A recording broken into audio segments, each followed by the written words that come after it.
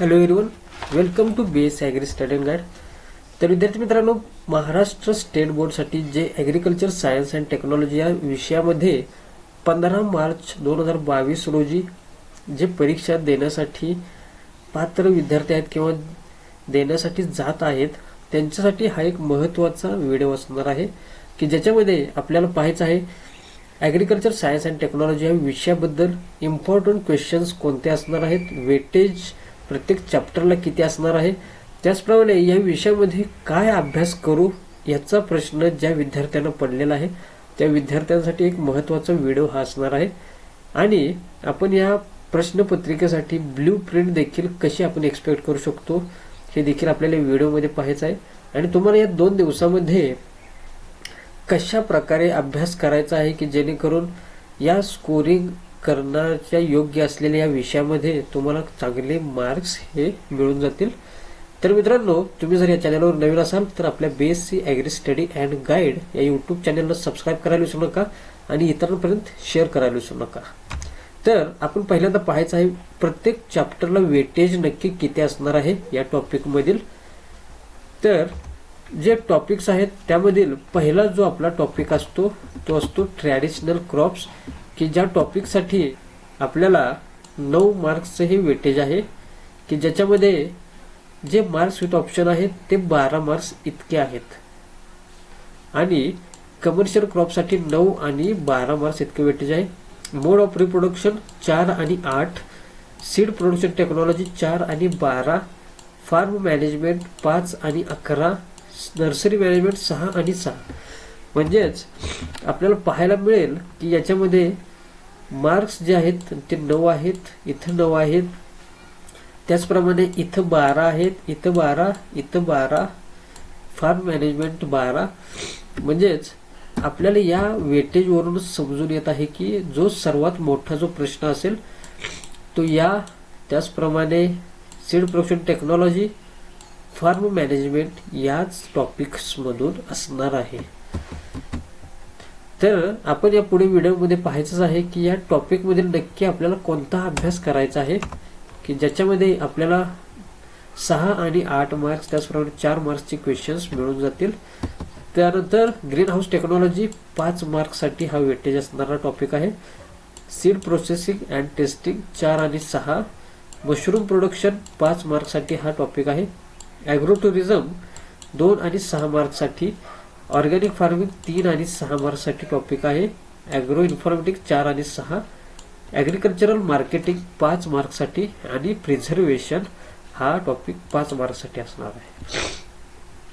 तर याच्यामध्ये जे सर्व जे टॉपिक्स आहेत की ज्याचे वेटेज आपल्याला या ठिकाणी कमी पाहायला मिळतात, परंतु असे टॉपिक जरी जास्त असले तरी या टॉपिक्समधील क्वेश्चन दुसरा, तिसरा आणि चौथ्या क्वेश्चनमध्ये याच्यामधील प्रश्न आपल्याला जास्त पाहायला मिळतात. त्याच्यामुळे या टॉपिक्सकडे देखील आपण दुर्लक्ष करता कामा नये की ज्याच्यामध्ये आपल्याला कमी मार्क्सचं वेटेज असलेलं पाहायला मिळतं. की याच्यामध्ये शॉर्ट नोट जे शॉर्ट टाईप आन्सर आहेत हे सर्व याच टॉपिकमधून आपल्याला पाहायला मिळतील. यासाठी आपल्याला म्हणजे पहिले जे इम्पॉर्टंट टॉपिक आहेत तेच फक्त करत बसण्याची गरज नाही, आपल्याला या सुद्धा पुढच्या 8 टॉपिकमधील देखील अभ्यास करणं अत्यंत आवश्यक आहे. तर आपल्याला पाहायचं आहे जे क्वेश्चन पेपरचा जो पॅटर्न असणार आहे त्याच्यामध्ये क्वेश्चन नंबर फर्स्ट किती मार्क्ससाठी आहे, तर याच्यामध्ये आपल्याला 18 मार्क्ससाठी क्वेश्चन नंबर फर्स्ट पाहायला मिळतो की ज्याच्यामध्ये आपण कोणकोणते क्वेश्चन्स येतात ते पाहूयात. तर याच्यामध्ये आपल्याला फिल इन द ब्लँक्स 5 मार्क्ससाठी पाहायला मिळतात की ज्यामध्ये 5 स्टेटमेंट दिले जातील आणि त्याच्यामध्ये जे रिकामी जागा आहेत त्या आपल्याला भरायच्या आहेत. या ऑप्शनमधील कोणतेही जे रिकामी जागा असेल ते आपल्याला निवडायचे आहे आणि आपल्याला उत्तर पूर्ण करायचं आहे. अशा प्रकारे 5 मार्क्ससाठी हा जो क्वेश्चन नंबर फर्स्टमधील ए असेल. त्यानंतर क्वेश्चन नंबर फर्स्टमधील जो बी असतो तो मॅच द पेअर्स आहे. 1, 2, 3, 4 मॅच द पेअर्स दिलेले जातात आणि आपल्याला या ठिकाणी ग्रुप बी देखील दिला जातो की आपल्याला पेअर्स जे आहेत ते मॅच करण्यासाठी. तर इतर कोणत्याही सब्जेक्टमध्ये अशा प्रकारचं क्वेश्चन पेपर पॅटर्न आपल्याला पाहायला मिळत नाही की ज्याच्यामध्ये इतक्या सहजरित्या आपल्याला मार्क्स या ठिकाणी आपल्याला मिळालेले पाहायला मिळतात. त्यानंतर क्वेश्चन नंबर फर्स्ट मधील जो सी आहे त्याच्यामध्ये आपल्याला ट्रू ऑर फॉल्स हे आपल्याला पाहायचं आहे. त्याचप्रमाणे फाइंड ऑड वन आउट हे देखील प्रश्न याच्यामध्ये आहे. तर याच्यामध्ये 5 किंवा 4 जे शब्द आहेत ते दिले जातील. त्यांच्यामधील जे संदर्भ किंवा त्यांच्यामध्ये एक प्रकारचा समतुल्यपणा दिसून येतो आणि त्यांच्यामध्ये एक लिंक असते की ज्याच्यामध्ये एक जो वर्ड आहे तो यांच्यापासून वेगळा असेल. तर एक सारखे जे विशिष्ट प्रकारचे शब्द आहेत किंवा याच्यामध्ये जे ॲग्रो टुरिझम मधील जे खेळ असतील, त्याचप्रमाणे जे इव्हेंट्स असतील, क्रॉप रोटेशन मधील जर क्रॉप्स असतील, त्याचप्रमाणे जे फार्म मॅनेजमेंट मधील जे आपल्याला वेगवेगळे ऑपरेशन्स असतील, prepared tillage, secondary tillage, post harvest operations, याच्यामध्ये 3-4 एकसारखे असतील आणि एकच वेगळा असेल. अशा प्रकारे जे ऑपरेशन्स आहेत ते देखील याच्यामध्ये येऊ शकतात. आणि 4 फाइंड ऑड वन आउट वरती क्वेश्चन्स असतील आणि याला 4 मार्क्सचं वेटेज आहे. त्याच्यानंतर राईट ट्रू ऑर फॉल्स याच्यामध्ये 5 क्वेश्चन असणार 5 मार्क्ससाठी आणि याच्यामध्ये फक्त आपल्याला ट्रू आहे किंवा फॉल्स आहे इतकंच लिहायचं आहे. ते वाक्य पुन्हा लिहायची गरज नाही किंवा फॉल्स असेल तर का फॉल्स आहे याचे एक्सप्लेनेशन करत बसण्याची गरज नाही आहे. तर हा जो पहिला जो क्वेश्चन आहे तो या ठिकाणी आपण पाहिला. त्याच्यानंतर क्वेश्चन नंबर सेकंड, त्याच्यासाठी टोटल 10 मार्क्सचे वेटेज आहे की ज्याच्यामध्ये कोणतेही 5 क्वेश्चन तुम्हाला शॉर्ट आन्सर टाईपसाठी लिहायचे आहेत की ज्याच्यासाठी 2 मार्क्सला 1 क्वेश्चन असेल आणि 7 क्वेश्चनपैकी आपल्याला 5 क्वेश्चन हे सॉल्व्ह करायचे आहेत आणि त्याचं वेटेज 10 मार्क्स इतकं आहे.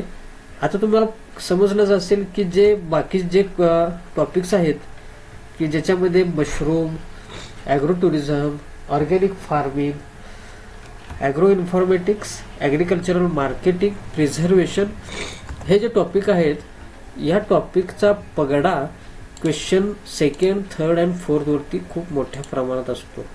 बिकॉज या सर्वच टॉपिकला वेटेज देखील कमी असल्यामुळं यातील जे प्रश्न आहेत ते कमी वेटेजच्या प्रश्नामध्येच बसणार आहेत. तर question number third, answer the following questions, कोणतेही 4 तुम्हाला सॉल्व्ह करायचे आहेत आणि तुम्हाला 12 मार्क्स यासाठी असणार आहेत. तर 7 प्रश्नांपैकी कोणतेही 4 प्रश्न आपल्याला सॉल्व्ह करायचे आहेत. तर हे सर्व प्रश्न कोणत्या टॉपिक मधून येऊ शकतात हे देखील आपल्याला गेस करायचं आहे. त्यानंतर जो प्रश्न क्रमांक 4 आहे तो असणार आहे टोटल मार्क्ससाठी 16 आणि प्रत्येक प्रश्नाप्रमाणेच या प्रश्नाच्या नावानुसारच चौथा प्रश्न असेल तर एक प्रश्न त्यामध्ये सोडवायसाठी 4 मार्क्स म्हणजे 4 गुणिले 4 16 मार्क्ससाठी हा प्रश्न असणार आहे. तर याच्यामध्ये कोणतेही 6 प्रश्न विचारले जातील आणि तुम्हाला कोणतेही 4 सोडवायचे आहेत आणि त्यासाठी 16 मार्क्स असणार आहेत की याच्यामध्ये आपल्याला 1.5-2 पानं इतकं देखील लिहिता आलं पाहिजे. त्या प्रश्नाच्या वेटेजनुसार त्या प्रश्नाला आपल्याला न्याय देता आला पाहिजे. त्यानंतर सर्वात मोठा आणि जास्त वेटेज असलेला प्रश्न म्हणजे क्वेश्चन नंबर 5 की ज्याच्यासाठी 14 मार्क्स इतके वेटेज आहे आणि हा जो प्रश्न आहे तो अत्यंत महत्त्वाचा असतो आपल्या ॲग्रिकल्चर या सब्जेक्टमध्ये. तर याच्यामध्ये प्रश्न 5वा मध्ये ए असतो की ज्याच्यामध्ये लॉंग आन्सर टाईप असणार आहे.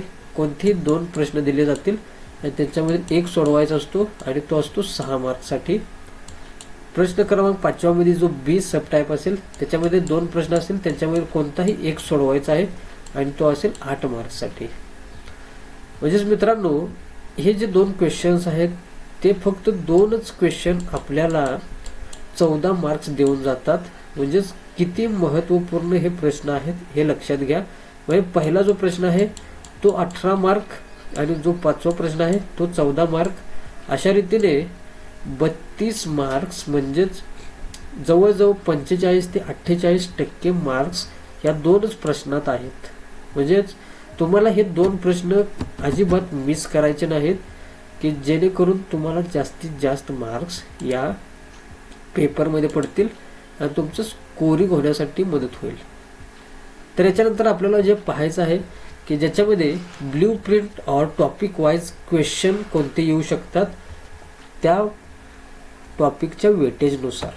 तर याच्यामध्ये या ठिकाणी आपल्याला पाहायला मिळतं की जे ऑब्जेक्टिव्ह आहेत क्वेश्चन नंबर फर्स्टमध्ये ABCD, त्याचप्रमाणे शॉर्ट आन्सर आपल्याला लिहावं लागतं question number second, third and फोर्थमध्ये, आणि जे लॉंग आन्सर आहे तो क्वेश्चन नंबर फिफ्थ आहे. तर याच्यामध्ये क्वेश्चन नंबर फर्स्टमध्ये A fill in the blanks, B match the pairs, C find one word out and D true और फॉल्स.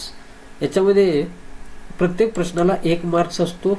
पहिल्या क्वेश्चनमध्ये, दुसऱ्या क्वेश्चनमध्ये 2 मार्क्स, तिसऱ्या क्वेश्चनमध्ये 3 मार्क्स, चौथ्यामध्ये 4 आणि पाचव्यामधील जो A आहे त्याला 6 आणि B जो आहे त्याला 8 अशा प्रकारचे मार्क्स आहेत. या ठिकाणी तुम्हाला समजू शकतं की ट्रॅडिशनल क्रॉपसाठी 1 मार्क्स असणार आहे फिल इन द ब्लँक्स मध्ये.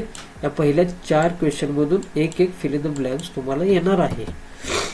तर याच्यामध्ये तुम्हाला सर्व ज्या फिल इन द ब्लँक्स आहेत एक्सरसाइज मधील सर्व तुम्हाला बघून ठेवायचे आहेत.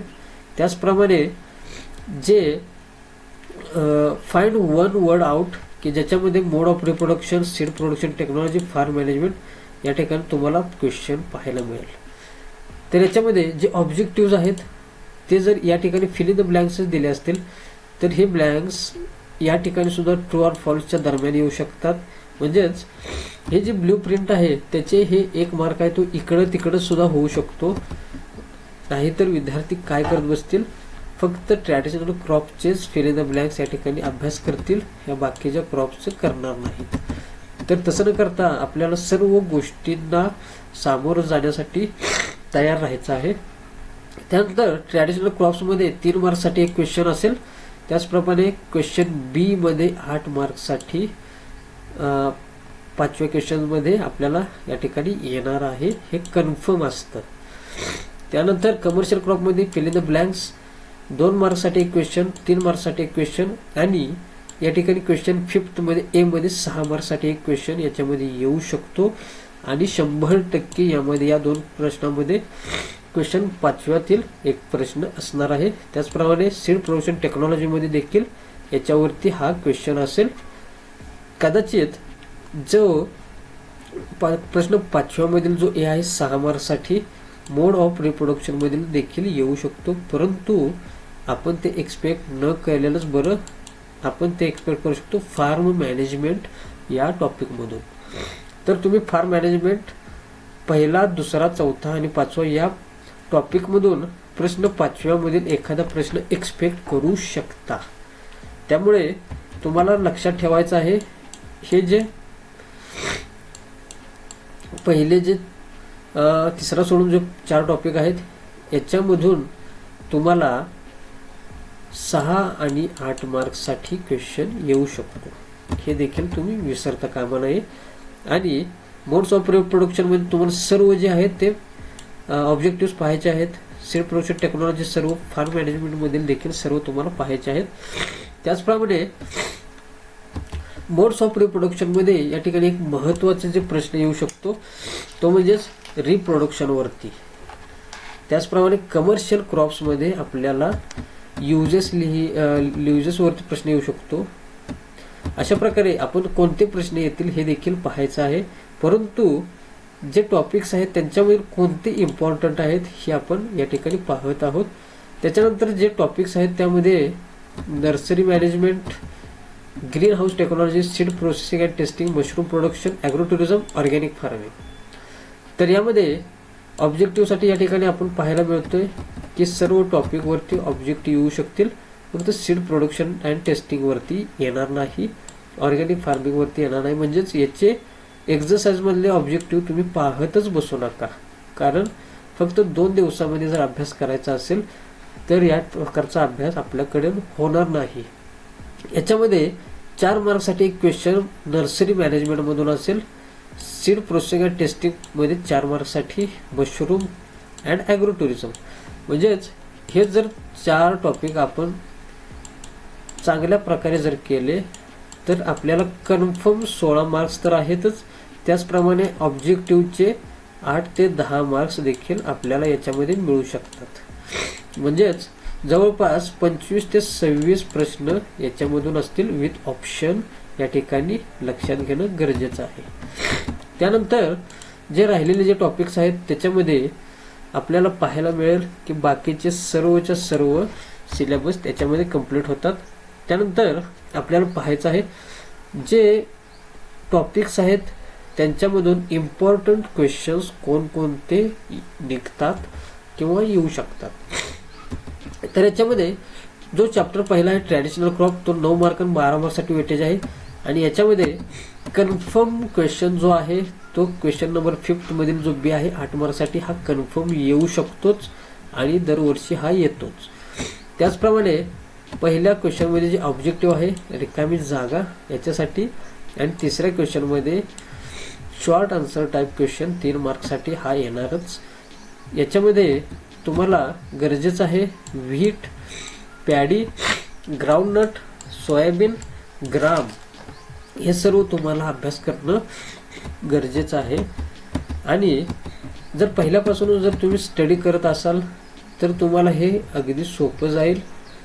जर तुम्हाला जर पहिल्यापासून जर स्टडीची अभ्यासाची सवय नसेल तर तुम्ही या क्रॉपमधील जे व्हीट, ग्राउंडनट, सोयाबीन, पॅडी असेल या सर्वासाठी soil and climate, preparatory tillage, व्हीटसाठी गहूसाठी आपल्याला युजेस काय आहेत, पॅडीचे युजेस कसा असणार आहेत, यांना मॅन्युअल्स आणि फर्टिलायझर्स कोणत्या प्रकारचे पाहिजेत, इरिगेशन कसं दिलं पाहिजे, यील्ड किती आहे आणि त्याचं हार्वेस्टिंग कशा प्रकारे करतात हे सर्व थोडक्यामध्ये पाहून ठेवायचं आहे. त्याचप्रमाणे या सर्वांचं तुम्हाला बोटॅनिकल नेम देखील माहीत असणं गरजेचं आहे की ते देखील या प्रश्नामध्ये विचारलं जाऊ शकतं आणि अत्यंत सोपं आणि जास्त मार्कसाठी हा वेटेज या क्वेश्चनसाठी पडू शकतो. तर व्हीटमध्ये देखील आपल्याला काय काय अभ्यास करायला लागणार आहे पाहायचं आहे. तर याच्यामध्ये botanical name, family, botanical name, Triticum species किंवा ट्रिटिकम ॲस्टिवम म्हणू शकता, ट्रिटिकम ड्युरम सुद्धा असतं, ट्रिटिकम डायकोकम देखील याच्यामध्ये आपल्याला बोटॅनिकल नेम पाहायला मिळतात. याच्यामध्ये कोणतंही तुम्ही लिहू शकता. याचं जी फॅमिली आहे ती फॅमिली ग्रॅमिनी, त्याचं जे ओरिजिन आहे सॉफ्ट व्हीटचं डिफरंट आहे, हार्ड व्हीटचं डिफरंट आहे. तर सॉफ्ट व्हीटचं जर तुम्ही पाहू शकता नॉर्थ वेस्ट इंडिया, त्याचप्रमाणे हार्ड व्हीट ॲबिसिनिया, ते जे आता इथिओपिया आहे. त्याचप्रमाणे त्या व्हीटचे युजेस तुम्हाला माहीत असले गरजेचे आहेत की ज्याच्यामध्ये थोडक्यामध्ये तुम्ही अभ्यास नाही केला तरी तुम्ही लिहू शकता गव्हाचे उपयोग की ज्याच्यामध्ये चपाती यूज केली जातात, starch, protein, fats, vitamins, minerals हे सर्व याच्यामध्ये असतात. व्हीटपासून बिस्कुट तयार करतात, केक, ब्रेड, त्याचप्रमाणे बेकरी प्रोडक्ट्स तयार करतात. मल्चिंगसाठी देखील व्हीट स्ट्रॉ वापरले जाऊ शकतात. हे सर्व तुम्हाला थोडक्यामध्ये लिहू शकता तुम्ही. त्याचप्रमाणे याच्यासाठी सॉइल कोणत्या प्रकारची, क्लायमेट कोणत्या प्रकारचं, त्याचप्रमाणे सोईंग सीझन, टाइम आणि डिस्टन्स हे देखील आपल्याला माहीत असलं पाहिजे. Seed treatment, manual fertiliser, irrigation, rust of wheat, yield हे सर्व आपल्याला शिकायचं आहे किंवा अभ्यास करायचा आहे. आता याच्यामधील देखील आपल्याला जर पाहायला गेलं तर तुम्हाला युजेस, सॉइल अँड क्लायमेट हे महत्त्वाचं आहे. त्याचप्रमाणे हार्वेस्टिंग अँड यील्ड, सोईंग आणि त्याचप्रमाणे व्हरायटीज हे देखील तुम्हाला माहीत असणं गरजेचं आहे. तर याच्याप्रमाणे अशा प्रकारे जर तुम्ही अभ्यास केला तर देखील तुम्हाला चांगल्या प्रकारे मार्क्स पडू शकतात. या ठिकाणी जी व्हीट आहे त्याच्यासाठी लोकल नेम, बॉटॅनिकल नेम, युजेससाठी हा बॉक्स केलेला आहे, सॉइलसाठी हा box, climate, preparatory tillage, sowing season, time, sowing methods, seed treatment, varieties, manuals and fertiliser, irrigation, intercultivation, crop rotation, intercropping, plant protection, harvesting and yield. अशा प्रकारे 17 टॉपिक किंवा 17 पॉईंट्सचा जो कव्हर केलेला आहे ते कव्हर केले आहेत एकाच पेजवरती. तर अशा प्रकारे तुम्ही पहिल्यापासून जर स्टडी करत असाल तर हे अत्यंत तुम्हाला सोपं जाणार आहे. अशा प्रकारे सर्व जे क्रॉप्स आहेत ते आपल्याला अभ्यास करायचे पाहिजेत की जेणेकरून आपल्याला चांगले मार्क्स पडतील. त्यानंतर पॅडीमधील botanical name, family, uses, soil, climate, methods of cultivation, seed treatment, nursery, transplanting, manuals and fertilisers and irrigation. तर याच्यामध्ये नर्सरी हे अत्यंत महत्त्वाचं आहे, ट्रान्सप्लांटिंग एक महत्त्वाचं आहे, मेथड्स ऑफ कल्टिवेशन देखील महत्त्वाचं आहे. बिकॉज याच्यामध्ये आपण काही थापा मारू शकत नाही. तर बाकी जे पॉईंट्स आहेत त्याच्यामध्ये आपल्याला काहीही लिहिता येतं. सॉइलमध्ये वेल ड्रेन, वेल इरिगेटेड अशा प्रकारे तुम्ही लिहू शकता. शुड फर्टाईल, त्याचा पीएच ऑप्टिमम तुम्ही लिहू शकता. कोणत्या ठिकाणी हे आढळून येते हे सर्व तुम्ही लिहू शकता. परंतु मेथड्स ऑफ कल्टिवेशन फिक्स माहीत असले पाहिजेत. Seed treatment, nursery and transplanting हे सर्व महत्त्वाचं आहे. याच्याबरोबर व्हरायटीज देखील आपल्याला यायला पाहिजेत की ज्या विचारल्या जाऊ शकतात. त्यानंतर जे ग्राउंडनट आहे त्याच्यामध्ये देखील आपण हे पॉईंट्स पाहू शकताय. त्यानंतर सोयाबीन आणि जे ग्राम आहे या सर्वांसाठी आपल्याला महत्त्वाचा आहे हा टॉपिक. आणि ग्राममध्ये विशेष देखील nipping, collection of malic acid याच्यावरती आपल्याला शॉर्ट नोट येऊ शकते. निपिंग देखील विचारलं जाऊ शकतं. याच्यामध्ये irrigation, soil, family, botanical name हे तुम्हाला पाहूनच ठेवायचं आहे. परंतु हे 11 आणि 12 निपिंग आणि कलेक्शन ऑफ मॅलिक ॲसिड हे तुम्हाला नक्कीच आलंच पाहिजे. याच्यावरती शॉर्ट नोट देखील येऊ शकते. त्याच्यानंतर जो चॅप्टर नंबर 2 आहे तो आहे कमर्शियल क्रॉप्स, की याच्यामध्ये क्वेश्चन नंबर 1 मध्ये आपल्याला एक fill in the blanks, question number 2 मध्ये शॉर्ट आन्सर टाईप क्वेश्चन एक येऊ शकतो 2 मार्क्ससाठी. क्वेश्चन 3 मध्ये जो आन्सर आपल्याला लिहायचा आहे मोठ्या प्रमाणामध्ये की ज्याच्यासाठी 3 मार्क्ससाठी एक क्वेश्चन येऊ शकतो. आणि प्रश्न क्रमांक 5 मध्ये जो सब क्वेश्चन बी आहे हा प्रश्न 6 मार्क्सला एक येऊ शकतो. आणि याचं टोटल वेटेज 12 मार्क्सचं आहे, की ज्याच्यामध्ये शुगर केन आहे, मँगो, संत्रा, बनाना हे सर्व जे क्रॉप्स आहेत ते याच्यामध्ये इन्क्लूड होत असतात. आणि या क्रॉपमध्ये देखील आपल्याला काय काय विचारलं जाऊ शकतं हे आपण पाहूयात. शुगर केनमध्ये botanical name, family, uses, soil, climate, planting material, set treatment, set rate किती असतो, manures, fertilisers, inter cultivation, irrigation, harvesting, yield आणि एक महत्त्वाचा जो पॉईंट आहे तो आहे रुटनिंग आणि प्रिपरेशन ऑफ जागरी. या 2 वरती आपल्याला प्रश्न क्रमांक 3 मध्ये 3 मार्क्ससाठी एक प्रश्न आपण एक्सपेक्ट करू शकतो. हे आता तुम्ही लिहून घ्या. आणि प्रश्न जेव्हा तुमची प्रश्नपत्रिका तुमच्या हातात येईल आणि तुम्हाला जेव्हा हे पेपर तुमचा कंप्लीट होईल तेव्हा या व्हिडिओच्या कमेंट बॉक्समध्ये कमेंट करा की जे सांगितलं होतं ते नक्कीच आलेलं आहे. अशा प्रकारे शुगर केनचा जो प्रश्न आहे तो अत्यंत महत्त्वाचा आहे. त्याचप्रमाणे मँगोमध्ये botanical name, family, uses, soil, climate, planting method, manuals and fertiliser, irrigation, harvesting and yield याच्यामध्ये तुम्हाला व्हरायटीज देखील महत्त्वाच्या आहेत लक्षात ठेवणं. बॉटॅनिकल नेम, फॅमिली हे तुम्ही लक्षात ठेवा. याचं जे ओरिजिन आहे ते देखील तुम्हाला माहीत असणं गरजेचं आहे, जे मँगो आहेत. त्याचप्रमाणे मँगो प्रोपॅगेशन नक्की होते कोणत्या प्रकारे प्रोपॅगेशन हे देखील तुम्ही पाहून ठेवायचं आहे. जे शेवटचे जे 1-2 दिवस आहेत त्याच्यामध्ये तुम्हाला फास्ट स्टडी करायचा आहे, ज्याच्यामध्ये तुम्हाला जास्तीत जास्त लक्षात राहील अशा प्रकारचा स्टडी करायचा आहे. त्याचप्रमाणे बनानामध्ये आपल्याला पाहायला मिळेल botanical name, family, uses, soil, climate, propagation, planting method, manuals and fertiliser, irrigation, harvesting, yield, Panama wilt, bunchy top of banana. तर याच्यामध्ये आपल्याला बॉटॅनिकल नेम लक्षात ठेवणं गरजेचं आहे, कारण याच्यामधून आपल्याला एक फिल इन द ब्लँक्स येणार आहे. या टॉपिकमधून कोणत्याही क्रॉपचं बॉटॅनिकल नेम किंवा फॅमिली हे येऊ शकतं. आता या ठिकाणी आपल्याला बॉटॅनिकल नेम ज्याच्यामध्ये बघा कोणत्याही ऑप्शनमध्ये मुसा हा शब्द जर दिसला तर तुम्हाला ते बनानाचं बॉटॅनिकल नेम आहे हे लक्षात आलं पाहिजे. बघा बनानाचं जे बॉटॅनिकल नेम आहे ते मुसापासून सुरू होईल. जर तुम्हाला बनानाचं बॉटॅनिकल नेम जर विचारलं तर पहिल्यांदा तुम्ही पाहायचं आहे त्या ठिकाणी मुसा हा शब्द स्टार्ट होत आहे का, की ज्याच्यामध्ये मुसा कॅव्हेंडिश असेल, मुसा पॅराडिसिया असेल. अशा प्रकारे तुम्हाला ट्रिक लक्षात ठेवून हे सर्व लक्षात ठेवायचं आहे. त्याचं ओरिजिन जे आहे बर्मा, थायलंड, इंडोनेशिया, जे माउंटेन्स रिजन आहेत ते आसामचा, त्याचप्रमाणे भारताचे जे नैऋत्येकडील जे राज्य आहेत त्या ठिकाणी आपल्याला हे बनाना ओरिजिन झालेलं पाहायला मिळतं.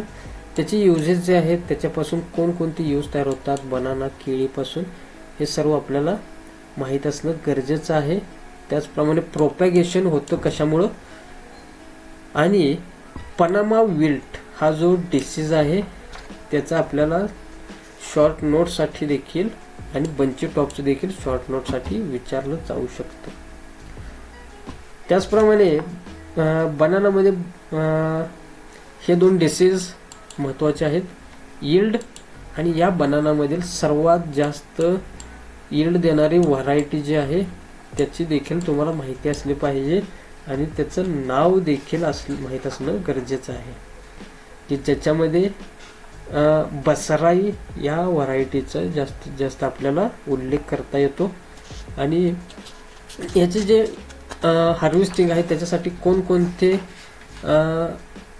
सायन्स ऑफ मॅच्युरिटी आहेत हे देखील तुम्ही पाहून ठेवा. तर याच्यावरती जास्त वेळ न घालवता आपल्याला महत्त्वाचे जे टॉपिक्स आहेत ते अजून पाहायचे आहेत. व्हरायटीजमध्ये तुम्ही बसराई ही व्हरायटी तुम्हाला लक्षात ठेवायची आहे. बाकीच्या व्हरायटीज आहेत त्या देखील तुम्ही पाठ करू शकता. त्याच्यानंतर जे चौथं जे क्रॉप आहे ते आहे संत्रा और ऑरेंज, की ज्याच्यामध्ये बॉटॅनिकल नेम हे खूप महत्त्वाचं असतं. आणि संत्रा म्हटलं की तुम्हाला फक्त एक लक्षात ठेवायचं आहे, सिट्रस, कारण हे लिंबू वर्गीय फळ आहे की ज्याच्यामध्ये बॉटॅनिकल नेम आहे सिट्रस रेटिक्युलेटा, आणि त्याचं जे फॅमिली आहे ते आहे रुटॅसी, आणि ओरिजिन जे आहे साऊथ ईस्ट एशिया हे असणार आहे, की ज्याच्यामध्ये प्रोपॅगेशन हा एक महत्त्वाचा पार्ट याच्यामध्ये सिट्रसमध्ये असतो. त्याचप्रमाणे quality of mandarin orange, quality, जे क्वालिटीमध्ये कोणकोणते स्टँडर्ड आहेत ते देखील तुम्ही यामध्ये पाहून ठेवा. आणि याच्यामध्ये आंबिया बहार, मृग बहार हे नक्की काय असतं याच्यावरती शॉर्ट नोट येऊ शकते असा एक अंदाज तुम्ही बांधू शकताय. आणि याच्यामध्ये बहार ट्रीटमेंट या ठिकाणी दिलेलंच आहे. त्याच्यानंतर जे डिसीजेस आहेत गामोसिस किंवा सिट्रस कॅन्कर आणि गामोसिस हे दोन डिसीज महत्त्वाचे असतात या सिट्रसमध्ये किंवा संत्रामध्ये. तर अशा प्रकारे टॉपिक नंबर 2 मधील हे महत्त्वाचे जे पॉईंट्स आहेत ते तुम्ही पाहिलेले आहेत. त्यानंतर chapter number 3 modes of reproduction 4 आणि 8 ऑप्शन सहित मार्क्ससाठी हा टॉपिक असणार आहे.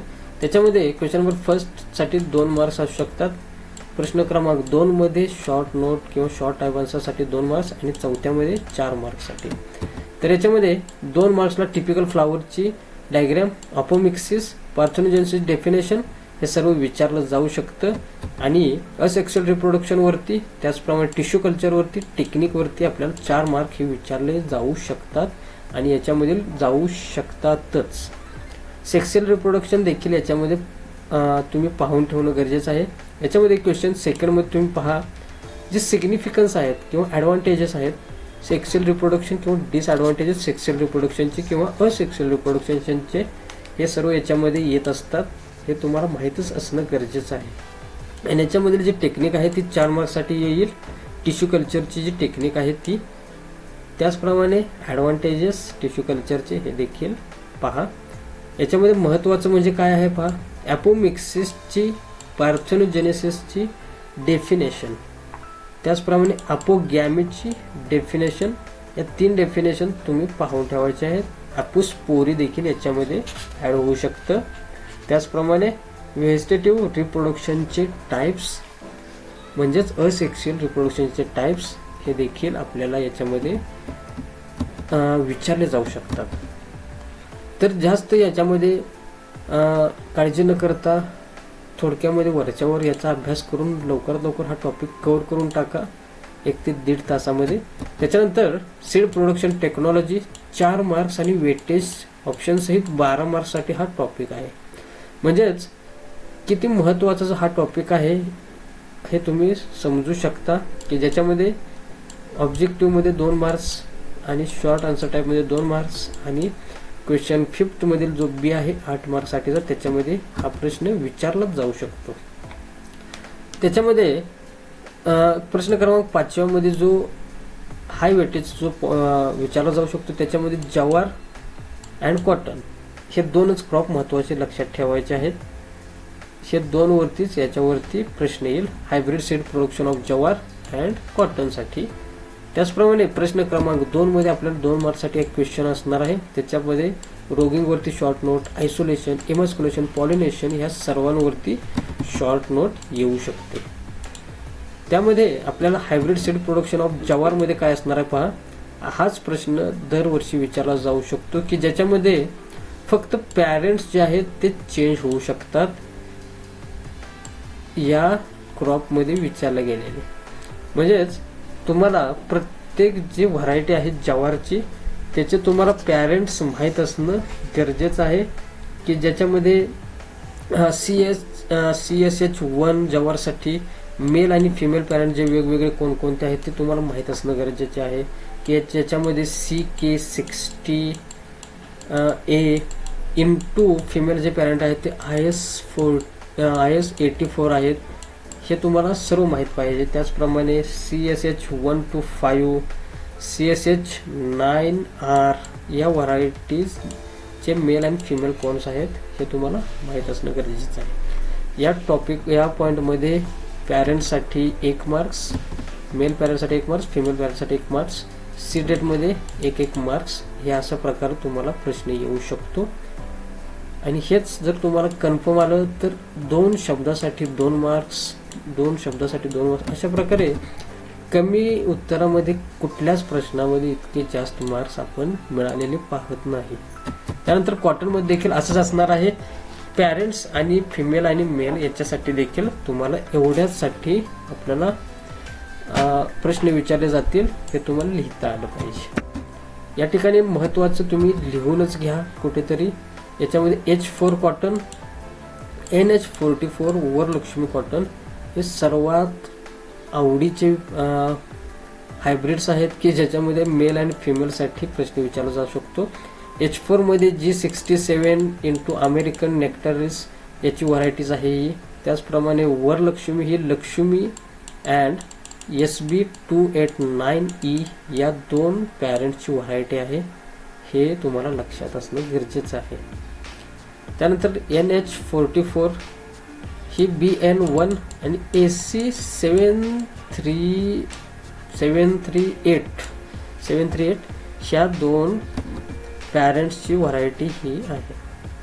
तर याच्यामध्ये तुम्हाला सर्व हे जे घटक आहेत यांच्याबद्दल माहिती असणं गरजेचं आहे. मेल पॅरेंट्स आणि फिमेल पॅरेंट्स किंवा सिलेक्ट याच्यामध्ये तुम्ही काही सुद्धा थापा मारू शकत नाही. हे कन्फर्म तुम्हाला आलंच पाहिजे. त्यानंतर आपल्याला जो पाहायचा चॅप्टर नंबर 5 जो आहे तो आहे फार्म मॅनेजमेंट.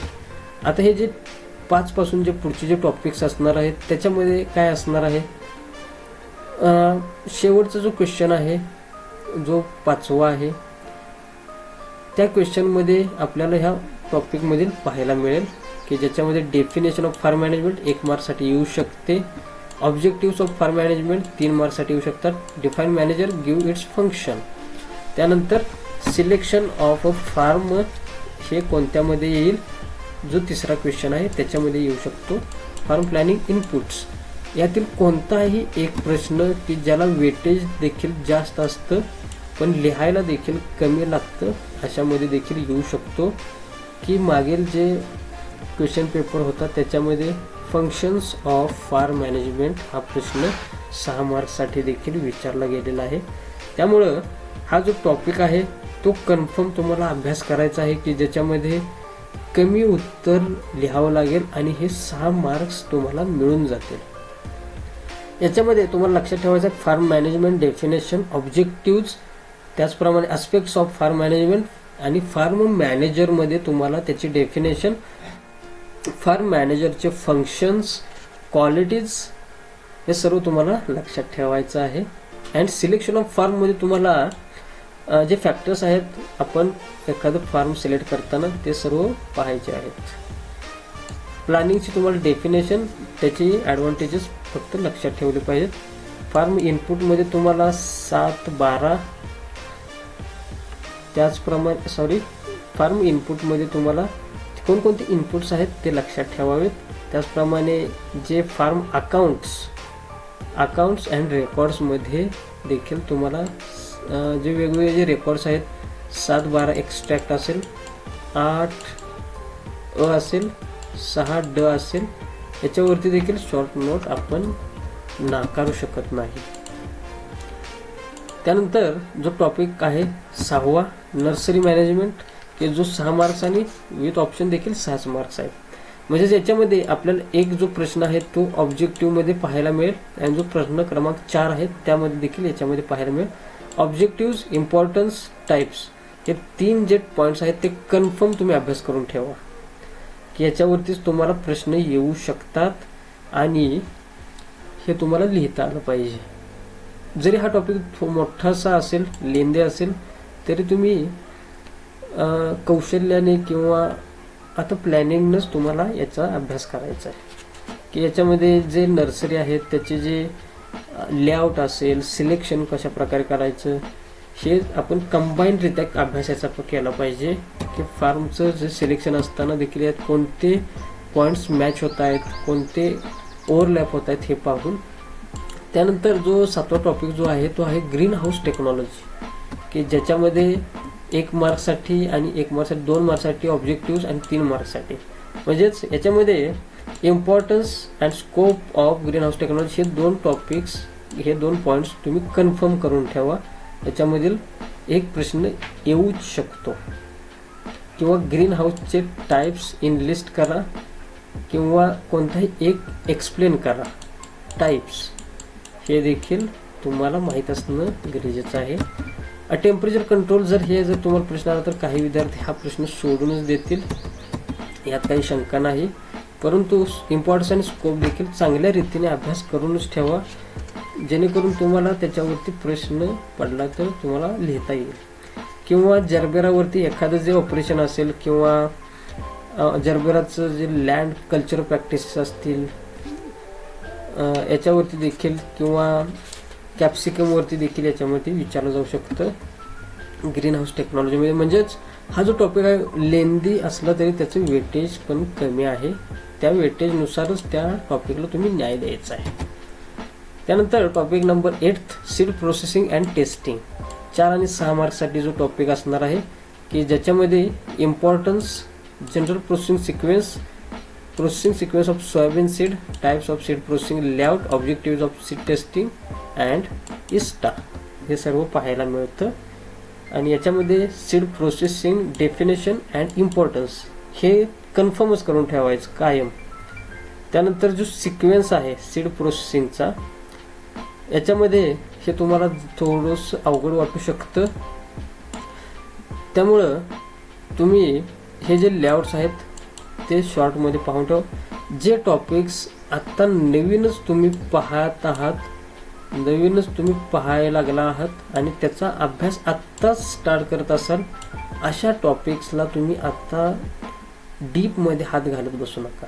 आता याच्यामध्ये जे सीड टेस्टिंग आहे आणि इस्टा आणि हे पहिले जे 2 हे कन्फर्म करा, की ज्याच्यामध्ये objective of seed testing and ISTA means international seed testing association, याच्यावरती शॉर्ट नोट देखील येऊ शकते. याचं फाउंडेशन कधी झालं, कधी ही स्थापना झाली, 1924 मध्ये झाली होती. त्याचप्रमाणे त्याचं ऑब्जेक्ट काय असणार आहे, ते कशासाठी प्रमोट करतं, ते वेगवेगळे जे टेक्निकल पेपर्स आहेत ते रिसर्च पेपर्स ते एस्टॅब्लिश करतं किंवा पब्लिश करतं, ह्या इस्टाचे ऑब्जेक्टिव्ह काय आहेत हे सर्व तुम्ही थोडक्यामध्ये पाहून घ्या, की जेणेकरून 3.5 तासाच्या पेपरमध्ये थोडा जरी वेळ राहिला तरी तुम्ही हे आठवून लिहू शकता. त्यानंतर जो टॉपिक नंबर 9 आहे दॅट इज मशरूम प्रोडक्शन, की ज्याच्यामध्ये 5 मार्क्ससाठी हा क्वेश्चन येऊ शकतो, 1 मार्क्ससाठी ऑब्जेक्टिव्ह कन्फर्म, त्यानंतर 4 किंवा 3 मार्क्ससाठी एक क्वेश्चन येऊ शकतो. त्याच्यामध्ये importance and types of mushroom हे कन्फर्म करून घ्या. And cultivation of paddy straw mushroom by traditional method हे तुम्हाला इझी जाईल. फक्त एकदा वाचल्यानंतर तुम्हाला हे कळूनच जाईल. जर काही यामध्ये कोणते जर पॉईंट्स असतील तर ते तुम्हाला नवीन वाटत असतील किंवा जेव्हा तुम्ही कॉलेजमध्ये किंवा ऑनलाईन ऑफलाईन शिकत असाल तेव्हा जर ते समजले नसतील तर त्या पॉईंटकडे जास्त करून तुम्ही डीपली अभ्यास करण्यासाठी जाऊ नका. याच्यामध्ये importance and types of mushroom हे सहजरित्या समजण्यासारखं आहे. त्यानंतर cultivation of paddy straw mushroom हे देखील तुम्हाला सहजरित्या समजेल. हे सर्व तुम्ही अभ्यास करा.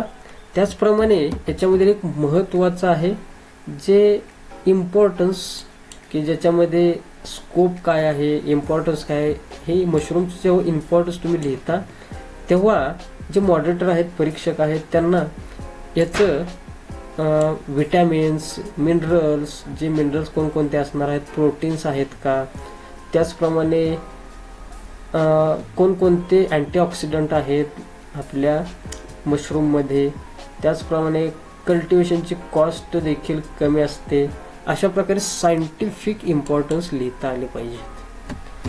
त्यानंतर टाइप्स ऑफ मशरूम देखील तुम्हाला लिहिता आले पाहिजेत.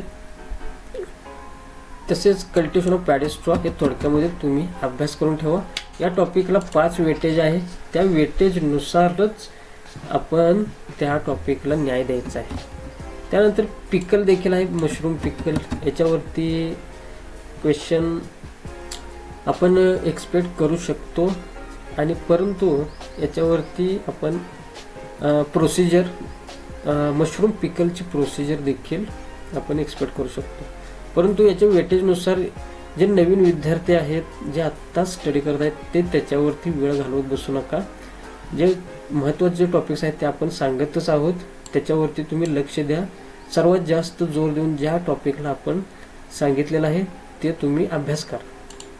त्यानंतर जो 9वा 10वा टॉपिक जो आहे तो आहे ॲग्रो टुरिझम, की ज्याच्यामध्ये 2 आणि 6 मार्क्स आहेत, की ज्याच्यामध्ये एक फिल इन द ब्लँक्स आणि फाइंड ऑड वन आउट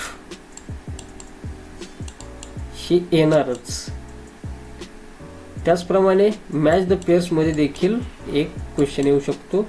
म्हणजेच ॲग्रो टुरिझम वरती 1 ते 2 ऑब्जेक्टिव्ह कन्फर्म आहेत. त्याचप्रमाणे जे definition of agro tourism and features हे 2 क्वेश्चन्स कॉमन येऊ शकतील एकातच 4 मार्क्ससाठी. Advantages and types of advantages हे सर्व आपल्याला याच्यामध्ये आलं पाहिजे. आणि objectives or objects of agro tourism हे देखील महत्त्वाचं आहे. म्हणजेच एकदम छोटासा जो टॉपिक आहे याच्यामध्ये 6 मार्क्स आपल्याला इझिली मिळू शकतात. किंवा वेगवेगळे जे ॲग्रो टुरिझम ज्या कन्सेप्ट आहेत, ज्या फॅसिलिटीज दिल्या जातात ॲग्रो टुरिझम सेंटरवरती, हे तुम्ही फक्त एकदा वाचून घ्या आणि ते तुम्हाला पटून देखील जाईल आणि ते लिहिता देखील येईल. त्यानंतर जो 11वा जो टॉपिक आहे ऑर्गॅनिक फार्मिंग, 3 आणि 3 6 मार्क्ससाठी आहे. AIIMS of organic farming, types of organic farming, principles. जर का तुम्हाला जर हा टॉपिक जर अवघड वाटत असेल तर जे नवीन विद्यार्थी आहेत त्यांनी या टॉपिककडे वळू देखील नका, की ज्याच्यामध्ये एम्स अँड टाइप्स हे फक्त थोडक्यामध्ये जे टाइप्स आहेत ते फक्त इनलिस्टिंग काय असेल ते फक्त लक्षात ठेवा. त्यानंतर कंपोनंट्स कोणकोणते आहेत ऑर्गॅनिक फार्मिंगचे ते देखील फक्त लक्षात ठेवा. त्याचा डीपली स्टडी करण्याचा प्रयत्न करत बसू नका, बिकॉज 3 मार्क्ससाठी तुम्ही पूर्ण वेळ या ऑर्गॅनिक फार्मिंगवरती घालवाल. त्यानंतर जो 12वा टॉपिक आहे तो आहे ॲग्रो इन्फॉर्मॅटिक्स, ज्याच्यामध्ये 1 आणि 2 मार्क्ससाठी ऑब्जेक्टिव्ह आणि 3 मार्क्ससाठी आपल्याला एक लॉंग आन्सर क्वेश्चन येईल, ज्याच्यामध्ये use of computer, internet, cellphone, GPS हे जे 4 प्रश्न आहेत ते कन्फर्म याच्यातील एक प्रश्न तुम्हाला नक्की विचारला जाईल. हे तुम्ही लिहूनच घ्या. यातील नक्की एक प्रश्न विचारला जाणार आहे आणि हा सोपा आहे. आणि याच्यामध्ये तुम्हाला काय एक्सपेक्ट आहे पहा, use of computer in agriculture. जेव्हा हे तुम्हाला यूज लिहायचं आहे तेव्हा तुमचा कॉम्प्युटरचा यूज तुमच्या स्वतःच्या डेली लाईफमध्ये काय आहे हे लिहिण्यापेक्षा जास्त महत्त्व आहे ॲग्रिकल्चरमध्ये त्याचा यूज काय आहे हे लिहिण्यात. त्यानंतर इंटरनेटचा फायदा ॲग्रीमध्ये काय होतोय, सेलफोनचा मोबाईलचा फायदा आपल्या कृषीमध्ये काय होतो हे तुम्हाला लिहायचं आहे. विद्यार्थी बरेचसे ह्या प्रश्नावरती टाइम घालवतात, खूप विचार करून लिहितात, परंतु फक्त पर्सनल यूजसाठी काय असेल तेच फक्त लिहित बसतात आणि खूप टाइम याच्यामध्ये घालवतात. तर तसं न करता याच्यावर थोडासा अभ्यास करा आणि हे 4 प्रश्न चांगल्या प्रकारे सोडवा. त्याचप्रमाणे जे आपले ॲग्रिकल्चर जे टेक्नॉलॉजीज आहेत, ATIC, ॲग्रिकल्चरल क्लिनिक्स, त्याचप्रमाणे जे MCR आहेत, KVKs आहेत, या सर्वांसाठीचं जे अभ्यास तुम्हाला याच्यामध्ये सुद्धा करता आला पाहिजे. ज्या वेबसाईट आहेत ते त्याचप्रमाणे MCR, ICR यांचा लॉंग फॉर्म देखील तुम्हाला यामध्ये आला पाहिजे. त्यानंतर जो 13व्या क्रमांकाचा जो चॅप्टर आहे ते आहे ॲग्रिकल्चरल मार्केटिंग. 5 मार्क्ससाठी हा टॉपिक आहे की ज्याच्यामध्ये 1 मार्क्ससाठी एक ऑब्जेक्टिव्ह कन्फर्म आणि क्वेश्चन 4th मध्ये 4 मार्क्ससाठी लॉंग टाईप आन्सर हा कन्फर्म येऊ शकतो. आणि ॲग्रिकल्चरल मार्केटिंगमध्ये प्रोसेसेस महत्त्वाचे आहेत, टाईप्स महत्त्वाचे आहेत अँड क्रॉप इन्शुरन्स हे 3 टाईप्स किंवा 3 टॉपिक्स महत्त्वाचे आहेत. याच्यामध्ये टाईप्स ऑफ ॲग्रिकल्चरल मार्केटिंग हे तुम्ही लक्षात घ्या. याच पॉईंटवरती तुम्हाला ऑब्जेक्टिव्ह येऊ शकतो आणि मोठा देखील क्वेश्चन याच पॉईंटवरती येऊ शकतो. हे तुम्हाला लक्षात घेणं गरजेचं आहे. त्याचप्रमाणे क्रॉप इन्शुरन्समध्ये तुम्हाला इम्पॉर्टन्स त्याचा काय आहे, त्याचप्रमाणे फसल विमा योजना PMFBY याच्यावरती देखील तुम्ही माहिती घ्या. त्याचप्रमाणे किसान क्रेडिट कार्ड याच्यावरती शॉर्ट नोट देखील येऊ शकते. हे सर्व तुम्ही नाकारू शकत नाही. तर याच्यामध्ये तुम्हाला ॲग्रिकल्चर मार्केटिंगमध्ये तुम्हाला लक्षात झालेलं आहे. त्यानंतर जो 14व्या क्रमांकाचा जो टॉपिक आहे प्रिझर्वेशन, 5 मार्क्ससाठी वेटेसाठी, 1 मार्क्ससाठी ऑब्जेक्टिव्ह, 2 मार्क्ससाठी तुम्हाला शॉर्ट नोट येऊ शकते, फ्लो डायग्राम देखील येऊ शकते, टोमॅटो सॉसवरती देखील. तर याच्यामध्ये हा जो टॉपिक आहे तो 5 मार्क्ससाठी जरी असला की याच्यामध्ये प्रिन्सिपल जे आहेत ते खूप किचकट आहेत. ॲसेप्सिस वरती शॉर्ट नोट येऊ शकते, जॅम प्रिपरेशनवरती फ्लो चार्ट, टोमॅटो सॉस हे सर्व येतं. परंतु याच्यामधील जे ऑब्जेक्टिव्ह आहेत ते कन्फर्म तुम्ही अभ्यास करून घ्या. जॅम प्रिपरेशनवरती थोडक्यात फ्लो डायग्राम काढता येते का पहा. त्याचप्रमाणे MCQ, find one word out, true false हे यामधून येऊ शकतात. बाकी हे जे टॉपिक आहे याच्यावरती डीप स्टडी, नवीन जे विद्यार्थी आहेत ते डीप स्टडी करत बसू नका. बिकॉज तुम्ही टॉपिक जेव्हा सुरुवात करता तेव्हाच हा पॉईंट त्या टॉपिकमध्ये असेल आणि याच टॉपिकवरती, याच पॉईंटवरती तुम्ही अडकून बसाल आणि पुढचा स्टडी देखील तुमचा थांबून जाईल. त्याच्यामुळे फ्लो डायग्राम एक तुम्ही कन्फर्म करून घ्या.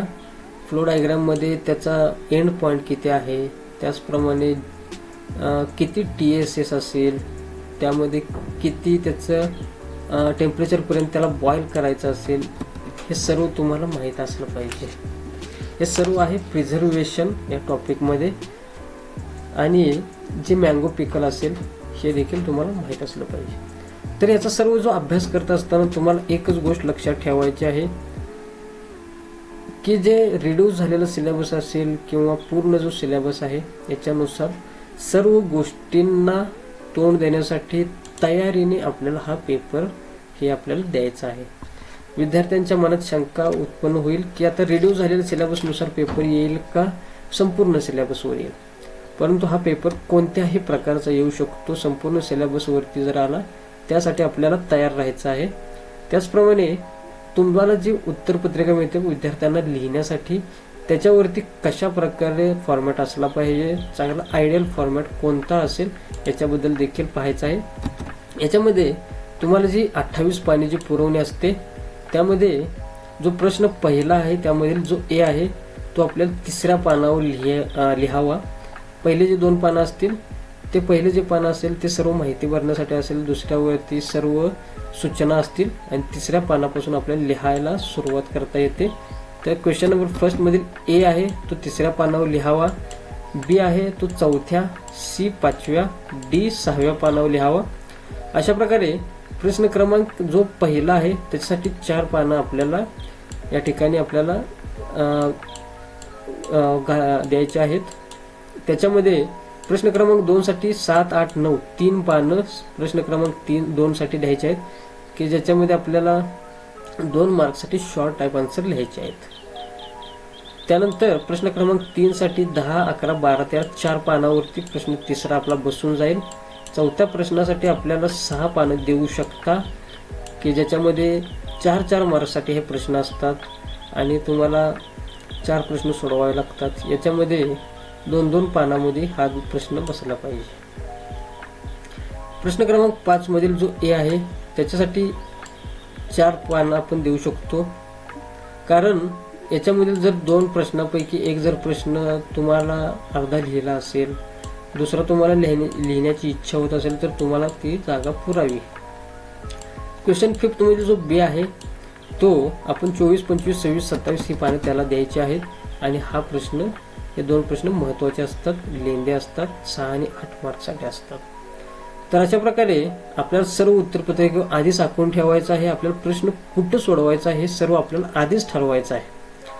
त्याचप्रमाणे सर्व जे उत्तर आहेत ते सुटसुटीत चांगल्या अक्षरात लिहायचे आहेत की जेणेकरून जो हा पेपर तुमचा तपासणार आहे त्याला देखील हे तपासण्यासाठी बरं वाटेल आणि एखाद्या चांगल्या विद्यार्थ्याचं जे उत्तर लेखनाची जी भाषा आहे ती जर का अत्यंत चांगली असेल तर तो जो मॉडरेटर आहे तो देखील चांगल्या मनाने मार्क्स देत असतो. तर मित्रांनो, हा व्हिडिओ कसा वाटला हे नक्की आम्हाला सांगा. याच्यामध्ये आपण शिकलेलो आहेत की जे आन्सर शीट कशा असणार आहेत, त्याचप्रमाणे प्रत्येक टॉपिकमध्ये महत्त्वाचे प्रश्न कोणते आहेत, यामधील महत्त्वाचे जे प्रश्न आहेत तेच म्हणजेच तुमच्या परीक्षेची ब्लू प्रिंट आहे. याच्यामध्ये आपण पाहिलं प्रत्येक टॉपिकसाठी किती वेटेज आहे, त्याचप्रमाणे प्रत्येक क्वेश्चनमध्ये कोणकोणत्या टॉपिकमधून किती मार्क्ससाठी क्वेश्चन येतील हे सर्व आपण या व्हिडिओच्या माध्यमातून पाहिलेलं आहे. तर मित्रांनो, या व्हिडिओचा फायदा नक्कीच तुम्हाला तुमच्या 12वी मध्ये ॲग्रिकल्चर सायन्स अँड टेक्नॉलॉजी या विषयामध्ये शिकत असलेल्या विद्यार्थ्याला होईल अशी मी आशा करतो. चला तर मित्रांनो, आता भेटूया पुढील व्हिडिओमध्ये नवीन माहितीसह, नवीन विषयासह. सर्व विद्यार्थ्यांना तुम्हाला परीक्षेच्या आपल्या agriculture and science and technology या विषयासाठी सर्व कृषी मित्रांकडून शुभेच्छा. त्याचप्रमाणे तुम्हाला हा पेपर नक्कीच चांगला जाईल अशी मी आशा व्यक्त करतो आणि या ठिकाणी आपल्याला हा व्हिडिओ संपवावा लागत आहे. तर मित्रांनो, आता भेटूया पुढील व्हिडिओमध्ये नवीन माहितीसह, नवीन विषयासह. आता मी तुमची रजा घेतो. धन्यवाद.